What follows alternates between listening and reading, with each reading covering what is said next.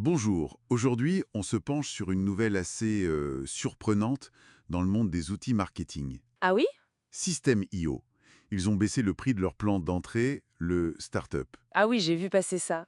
C'est intéressant parce que la tendance générale est plutôt à l'augmentation, non? Exactement. Donc on va essayer de comprendre un peu ce qui se passe, on s'appuie sur une source qui analyse cette baisse et surtout ses effets. Oui, notamment pour les affiliés, ceux qui recommandent System.io. C'est une stratégie qui interroge dans ce secteur hyper concurrentiel. C'est ça, l'idée c'est de voir les détails de la baisse, les raisons possibles d'après notre source et l'impact concret sur les commissions des affiliés. Déballons un peu ça. Alors concrètement, cette baisse, Le plan mensuel, il passe de 27 € à 17 €. ah oui quand même, c'est une chute de presque 37%. C'est pas rien. Non, c'est clair. Et le plan annuel suit logiquement. De 204 à 170 euros. D'accord. Et la source soulève un point intéressant sur l'annuel, non? Sur la remise. Oui, tout à fait. La réduction, si tu payes à l'année, elle devient moins attractive, en fait. Comment ça? Bah avant, tu économisais environ 30% par rapport au mensuel. Maintenant, c'est plus autour de 17%. L'écart se réduit. Hmm, d'accord. Moins d'incitation à s'engager sur un nom, donc. Voilà. Et petit détail amusant que la source relève, Oui? c'est cette histoire des prix qui finissent toujours en 7. Ah oui. Le fameux 7 à la fin.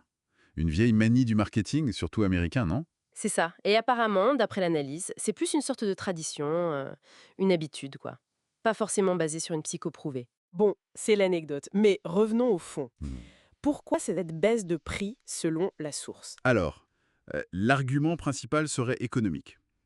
Très lié au modèle SaaS, le Software as a Service. C'est-à-dire? Une fois que ta plateforme tourne, que l'infra est là, ajouter un client de plus, ça coûte quasiment rien à l'entreprise. Oui, le coût marginal est très faible, voire nul, surtout si l'utilisateur n'exploite pas à fond toutes les fonctions.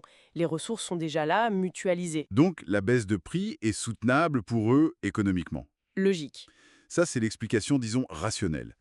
Mais la source, elle y va aussi avec un peu d'ironie. Ah bon? Ouais, elle suggère, un peu en mode clin d'œil, que cette baisse pourrait presque s'expliquer par les mêmes raisons qu'on nous donne pour l'inflation. 1. Le conflit ukrainien, le Covid. Euh... Sérieusement? Bah oui, mais c'est présenté de manière très critique, hein. Faut vraiment le voir comme un commentaire sur la façon dont on justifie parfois les hausses de prix. C'est l'angle de la source. D'accord, je vois. C'est un peu provocateur. Bon, alors, l'impact maintenant. Le point crucial pour beaucoup, les affiliés. Oui, et c'est là que ça pique un peu, on dirait.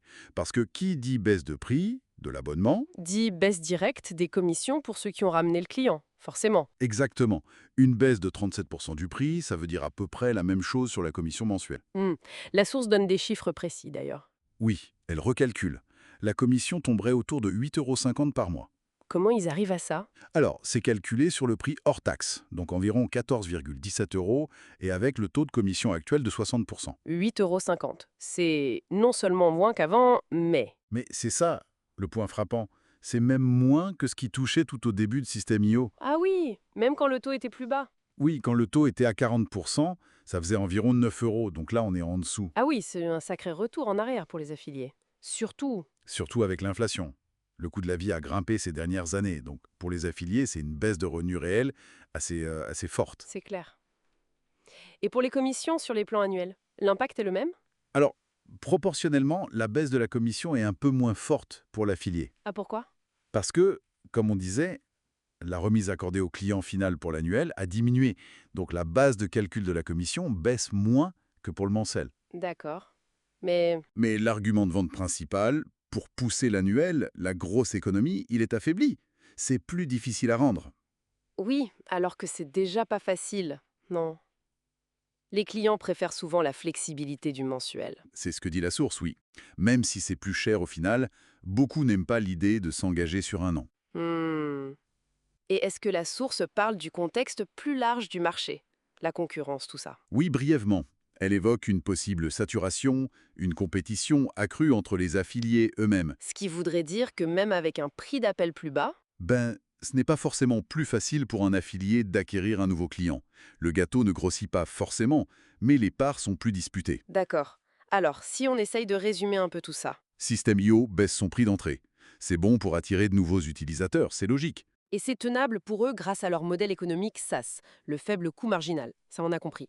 Mais Mais le revers de la médaille, c'est l'impact direct et assez négatif sur le revenu des affiliés. Oui, une baisse significative des commissions, qui va à contre-courant de l'inflation et qui ramène même certains gains en dessous des niveaux passés. Ça laisse songeur. Carrément. Du coup, la question qui se pose, c'est est-ce une stratégie purement focalisée sur l'acquisition client? Et est-ce que ça se fait au détriment peut-être de la motivation ou de la viabilité économique de leur réseau d'affiliés, ceux qui ont quand même bien aidé à construire le succès? C'est ça.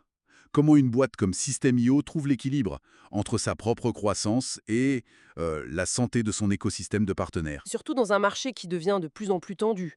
C'est une question d'équilibre délicat, je pense. Une question qui dépasse sûrement System.io d'ailleurs, c'est un enjeu pour beaucoup d'acteurs du SaaS qui dépendent de l'affiliation. Absolument. Comment tu maintiens cet équilibre? Vital. C'est une vraie réflexion à avoir.